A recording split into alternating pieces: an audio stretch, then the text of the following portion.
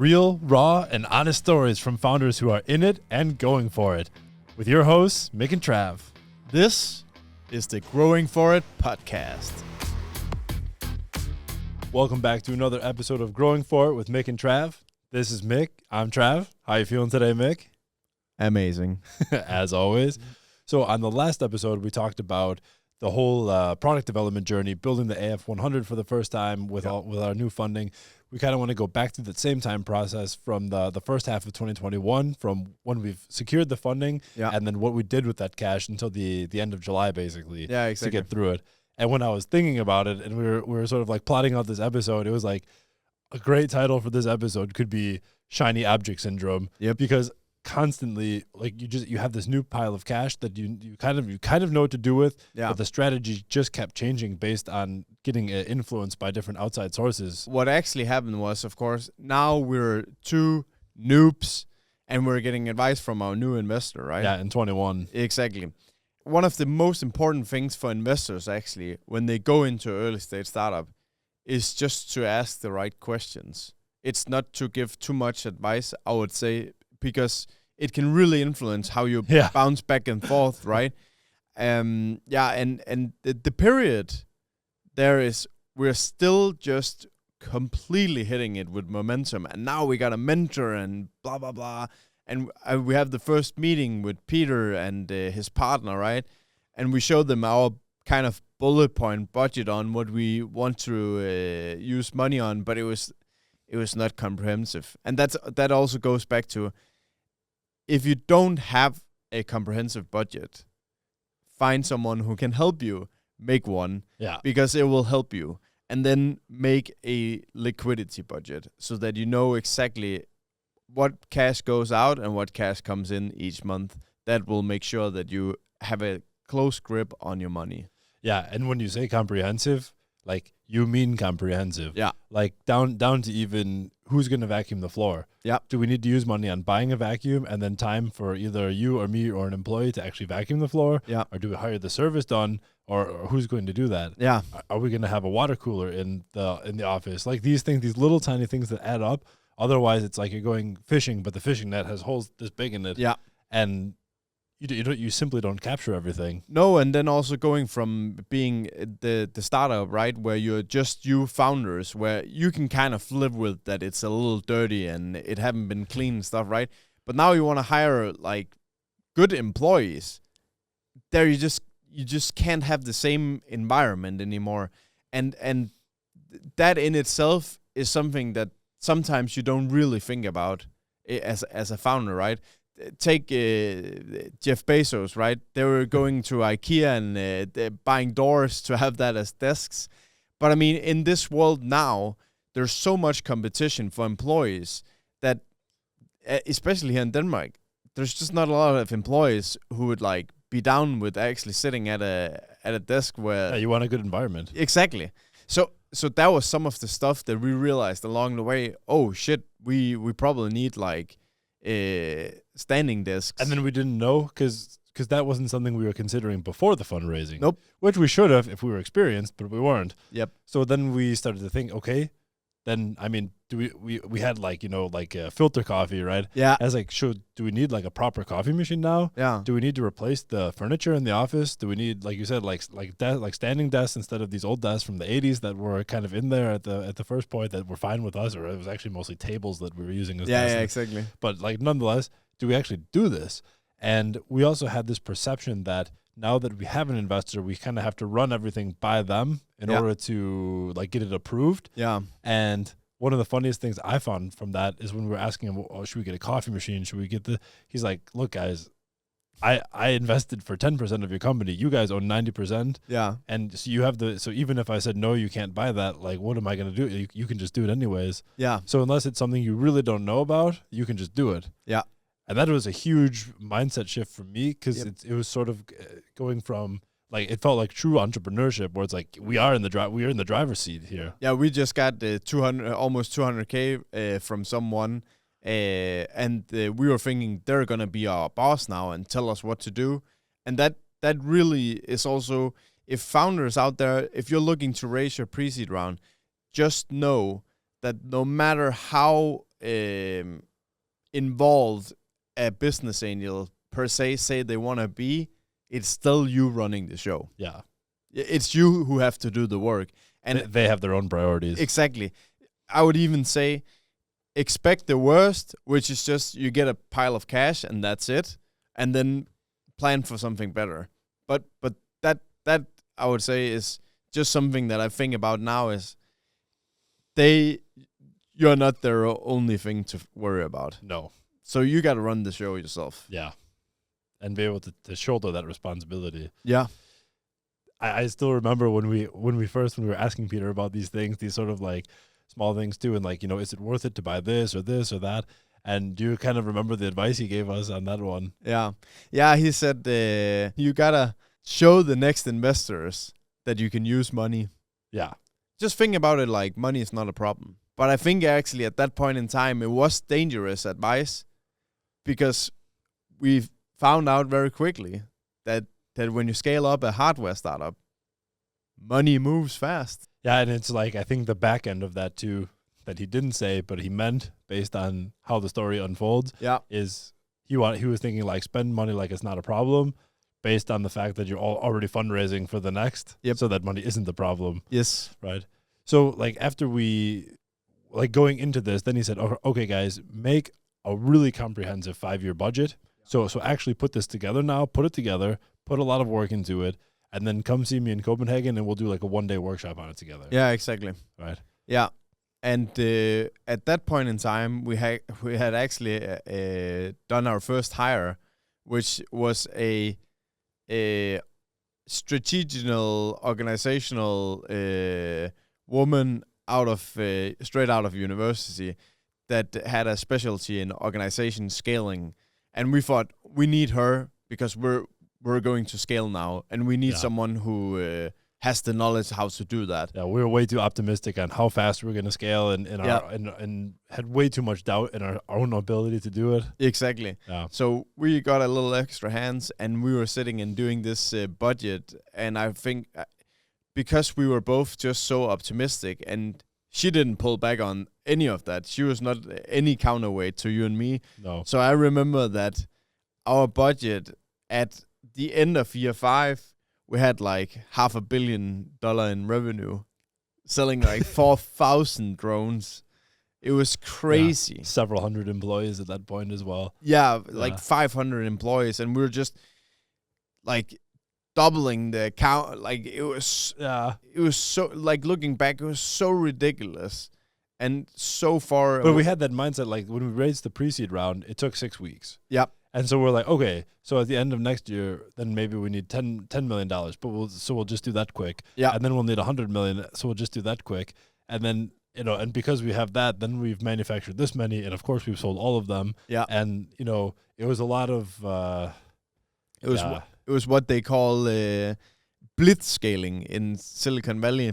That was we had watched a little too much. The good old blitz scaling. We had watched a little too much Silicon Valley at that point, I think. And the really funny thing was that we were like, okay, we knew it was optimistic, but we didn't know how like borderline delusional it really was, especially like here in Denmark, right? Compared to like the United States. Yeah. And we took that. We went to Copenhagen to have the meeting with Peter at the sparring session, and he just, when we put it up on the screen, he just laughed at us. Like he did it in the kindest way possible that a person could do it in that situation. Yeah. But he was just like, "Oh, you guys are funny. Yeah. You guys are so funny." Like, and just I think in his head he was just like exploding, thinking like, "What the hell did I invest to at this point?" Growing Forward is sponsored by Shaping New Tomorrow, State Energy, and Vestermark Consult. You'll find links to our sponsors in the description below. Cheers, Trav. Cheers. So, guys, and then he just more or less took it apart, right? Yeah. And we kind of also realized, because we were also thinking at that point in time, I think there maybe already at that point had been planning a little bit of a seed of going IPO. Yeah. So we also wanted this plan to like show something crazy, right? That could like get the stock market to go crazy for us. Yeah, I think he also gave us the context of like give like the best case scenario. Yeah, like, exactly. if everything goes well, like what can you do? And Yeah, that's right. So that's right. We got if everything went completely perfect, how would it look? Yeah. And that to me, actually, just thinking with the experience that I have today, I'm like, that's some of the stupidest point of view. Like, it's good for an exercise, just to map it out, just to get pumped about, like, wow, how crazy can this become? But to plant any kind of real foundation behind that, that's just stupid.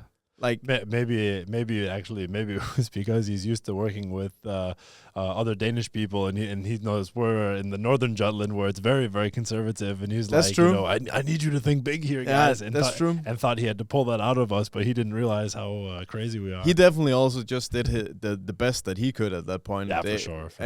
And it's just as much on us, like how we're absorbed it. And that's why I say, if you're a business angel going to invest in early stage startups, one of the most important things is just to ask questions. Make sure that you get it pulled out of the founders, what it is that they mean, where they're going, why are they going there, and then give advice based on that. Don't just give advice up front based on your own knowledge. And then we have the meeting with him. We go back, we actually filter the budget a little bit, make it more... Yeah, right? Pulled it down to earth for sure. Exactly. And he actually then was because Peter, he had also done a successful IPO at that point with his own company. So he had just gone through the process on the NASDAQ First Nord. Yeah. So not like, you know, the New York Stock Exchange or something, but here in Denmark, right? Yeah. Like in the early stage stock market. Yeah, like a growth stock market for like even pre-revenue up to until post-revenue companies. And he was just thinking like, okay, you guys have a physical product that people can understand, and it's like has this awesomeness factor to it. Yeah. So you could be a good candidate to do one of these like super early stage IPOs. Yeah. And like, what do you think about like initial public offering, right? Stock market. And like, what do you guys think about that? And we were like, ooh, I don't know. And they're like, but I think if we did that, we should do something like raising $10 million. Like we just raised $180,000. Yeah. And now he's talking like, you know, within 6 to 9 months, raising like $10 million. Yeah. And just the thought of that got our optimism sparkling a little bit. Yeah, exactly. And we headed down that road. Yeah. Yeah, we did. We and actually now that you just say it, like it goes back to something we've been talking about so many times, is like, God damn it, founders, trust your gut. Because me and Travis's gut was telling us, no, we should not do an IPO. It's probably not a good idea. Yeah, like we have zero knowledge. The product's not even there. Like there's a long way. Like how the hell are we going to do it? The only thing here that made it seem was Peter, he had already done it. He knew everything what to do. Yeah. And at the end of the day, it was kind of like, but do you guys think that you have a bigger chance of succeeding if you got $10 million? And of course the answer was like, yeah. Yeah. So that kind of became the weight that pulled us in that direction. Yeah, and we were thinking a lot to ourselves, is it just because we're scared to do it? Is that why the gut is saying no? Or is it because if it's like, if you want to play in the big leagues, then you got to put on the grown-up pants and do it, right? Yeah. So we said, okay, if you're guiding us and you believe that we can do this and we believe we can do this, like let's try to do it. Let's try to do this early stage IPO. Let's go for this $10 million raise. Yeah. And so Peter, he hooked us up with the consultants that took his company through that, and then we ended up spending like $10,000 on them just sort of to get going in the first couple I think of months. we just have to be honest, I think we like paid them for the initial discovery phase, and we had one meeting with them. No, two meetings. One meeting where he just met us, and then the next meeting of like, could he actually take us public, and what would it require on our end? Yeah. And one of the biggest things that it was going to require on our end that we did not have was a significant number of sales of the drones. Yeah. And at that point, we were going to sell the drones for something like $300,000 each. Yeah. And we had a client who was potentially interested in buying a bunch of them because he could really boost his business with them within the wind industry. And we kind of came to him and we were like, listen, we were going to sell these for like $300,000, but on the backside of us, like a big contract from you, we can raise 10 million for our company. So we can give you a huge discount here just to get it going. Right. Yeah. And so then we have the price. Yeah, that's true. So when we talked to them, then it's like, okay, so instead of 300,000 a drone, it get 150,000 per drone. Yeah. And then, long story short, the end of the conversation ended with like, okay, then I'll take 10. Yeah. Yeah, that's right. That's right. I remember you put down the phone and you're like, he just said like, then let's take 10. Yeah. 10. And we're like, dude, did we just sell for $1.5 million?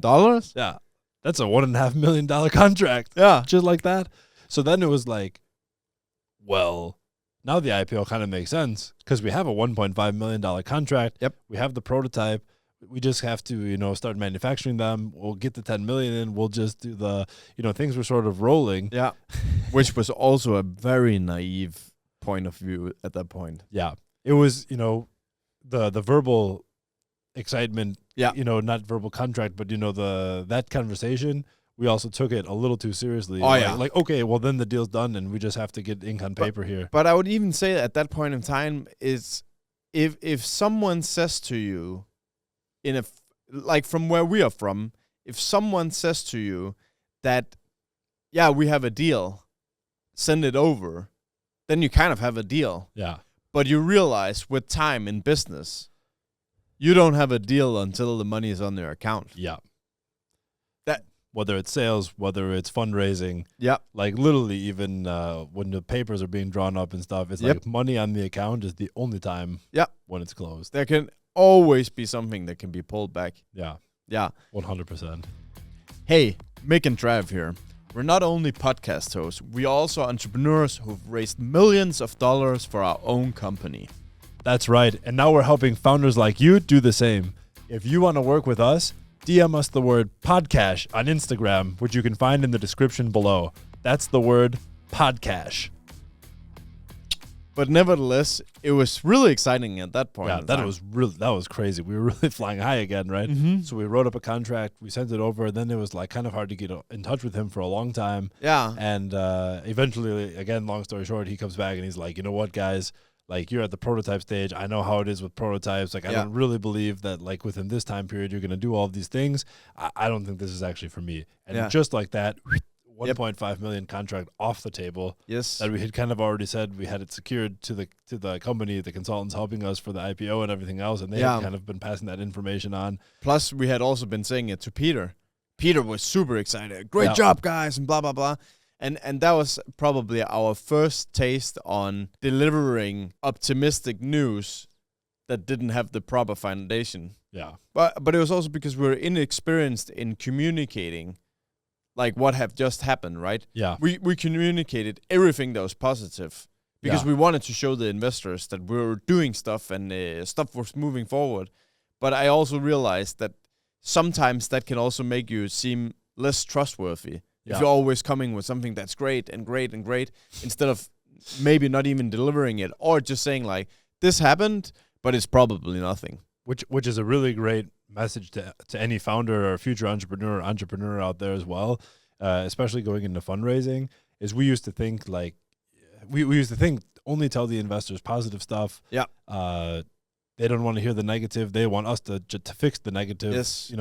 But real transparency is telling the whole story. Yeah. And saying that's what builds trust. That's what builds trust. Is this is not going well right now. This is our plan to fix it. Yeah. I wouldn't recommend telling them the stuff not going well without having a plan. Nope. To staple onto it with of course rare exceptions, but yeah. Just like with employees, like come with some solutions. Like come to me with a exactly. But that was kind of the point where now we had the contract gotten pulled away from us, and now we were like talking to Peter, and Peter still wanted to move forward with the IPO, but we were kind of like, but what about the contract and stuff like that? And he said, okay, but then the next thing we should do is kind of like make a board. You got to go out and find some board members, because that's important when you go out IPO. Yeah, if you have that IPO, you have to have some like world-class board members. Yeah. Because like you and me, we didn't have a track record at Yeah. that point that was good enough for anybody to bet on us when you're talking IPO. Yeah. At least for any kind of high percentage. Yeah. And so he's like, you got to have some really experienced people sitting behind you that have a good, that have control on the company, right? Exactly. So we started sending out requests to people saying like, hey, we're doing this IPO, we're doing this and that. Like, you know, we will offer a percentage and stuff like that for board members. And that was exciting. Yeah. Then you send a message to Torben Ballegaard. Yeah. And who is like one of the most decorated CEOs and board members in Denmark. I mean, like, have some crazy stories, right? He apparently also flies drones personally and was super interested in. So we brought him out here to our headquarters, and he was hooked, right? And then immediately in that meeting, he said, I got one guy that you should talk to, and his name is Enrico. And Enrico is also a multiple founder, a serial entrepreneur, serial investor, and one of the most decorated hardware people in Denmark. And yeah, then from there, when we talked to Torben the first time, he was like, you like, my point of view, you do whatever you want, but he was like, I really strongly believe that you shouldn't do an IPO. Yeah. You're simply not at the right stage. In a way where you're like, ooh, he was pretty serious about that. And it just confirmed all of our worst gut feeling, right? Exactly. And I just remember also calling Peter and being like, Peter, we just talked to a potential board member, and he really don't think we should IPO, and what do you think about that? And he was like, who's this board member? Oh, it's Torben Ballegaard. Torben Ballegaard? Did you get him out? Yeah, he was... Wow, that's impressive, guys. Yeah, I mean, he's like former VP at Lego, former CEO, president, Bang & Olufsen, like all kinds of board member positions, Vestas, the whole shebang. Exactly. And then he was like, okay, well, then let's try and think about it. Try and have some more conversations. Remember, if he wants to join the board, that would be really good for the company. And then we got Enrico out here as well. And he was like also kind of hooked and really liked us. We're out driving his Aston Martin. Aston Martin. Well, it felt like we were getting killed, but it was super fun. That was actually pretty awesome. Thank you, Enrico, for that ride. Yeah, that was so great. But yeah, and he was also willing to kind of join our advisory board, right? But I remember very strongly, he just said like, guys, if I need to be a part of this, we're not gonna go IPO. And then it was like, shit, now we have like two extremely decorated people. Like legends in Danish business, much more than what Peter was saying, like, going IPO, that's a bad idea. And I think it was at that point in time, then we formed the advisory board, right? Mm. And then we say to Peter, we're not going to go IPO. And he was like, yeah, I understand. But then that was like, we had used a lot of time on that process. Well, I think a great title for this episode could just be like shiny object syndrome. Yeah. It's like we get funded, we're just going to do everything internally, then raise from business angels again. But then Peter gets an idea that we should IPO, and we're like, I mean, that sounds pretty cool. So then we go full speed in that direction. Yeah. And then we get two potential board members in who are like, yeah, like as you say, it's advisory board, but the point is they're like pre-board of directors. Yeah, exactly. So after the next round, they'll convert into board of directors when we like do some different things. And they're saying that's a bad idea. So then we go away from the IPO again. Yeah. And then we've done all these things and spent so much time and money and resources on going IPO and then not going IPO. Yeah. That we're getting to the point where we're like running out of cash here. Yep. And then this is sort of coinciding with like, what was it, like the end of June or something like that. Yeah. And then start running low on cash. And then a month later, we're about to crash the drone like we talked about in the last episode and stuff like that. So it was a total roller coaster ride. A lot of learnings. And I think in some situations, that's just how it's going to be to you, because you will have such a hard time connecting the dots when you're in it, but looking backwards, you can. Yeah. And for us, it's easy to see now, wow, we should have been much more focused. And it comes back to again where just trust your gut. Trust your gut and stick to the plan. Like, stick to the plan and iterate on that plan, but not deviate too much, I would say. Like, try and make the small changes that make sense for you, but going zigzag all the way, sooner or later, it's just going to burn a lot of money and a lot of time.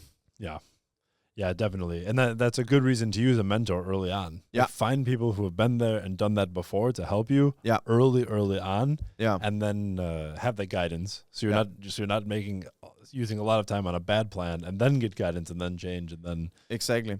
And I think also in what you say there is find multiple mentors. Don't just follow someone's advice just solely without having any kind of sparring on, is there a different perspective? Just to get the diversity for your mindset, because at the end of the time, it's all on you.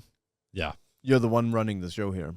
It's a crazy roller coaster ride to be an entrepreneur. That's for sure. And this was at a really crazy point in the ride. So we're like running out of cash again. We're about to crash that drone as well. And we are looking at some fundraising options, and we're like, we have a really big decision to make now. Yeah. Of which direction we're going to take to try to get some cash in to get to that next step. Otherwise, like so many other entrepreneurs before us, the journey is over before it even starts because you failed to raise that next round of cash, and then now you can't pay salaries, and the journey's over just like that. Exactly. So we were pretty much looking right down the barrel of that.